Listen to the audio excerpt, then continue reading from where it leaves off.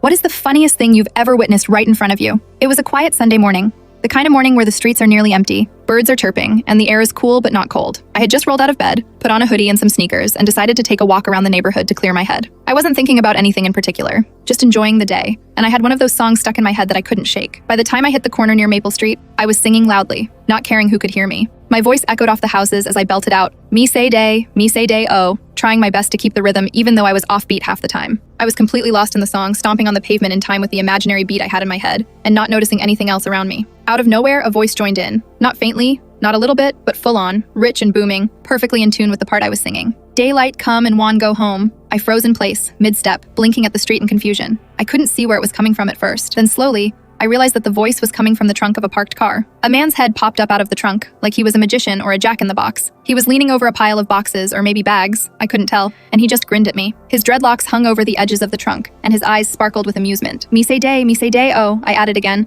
unsure what else to do. And he immediately responded in perfect harmony. We continued this spontaneous duet for a few moments, laughing and singing as if we'd rehearsed it 100 times before. I had no idea who he was, he had no idea who I was, and yet there we were, singing together like old friends in the middle of a deserted neighborhood street. Every once in a while, a car would drive by, and I could see people inside doing double takes, but neither of us cared. I tried to figure out what he was doing in the trunk. It looked like he was packing groceries or moving boxes, but he made it look like an elaborate stage prop for our impromptu performance. He leaned back a little, still singing, and I realized he wasn't just participating. He was enjoying the moment as much as I was. He kept improvising little flourishes with his voice, adding extra beats, little laughs, and almost a dance with his upper body. I laughed so hard I almost fell over, my hands on my knees, and he did the same. Neither of us could stop grinning. The absurdity of it all. The fact that this random guy was in the trunk of a car, that I was singing out loud to no one in particular, that somehow we had synced perfectly on a Sunday morning, made the whole world feel ridiculous and magical at the same time. After a couple of minutes, the song tapered off naturally, and we both just looked at each other, still chuckling. I gave him a thumbs up, he gave me one back, and I continued walking down the street,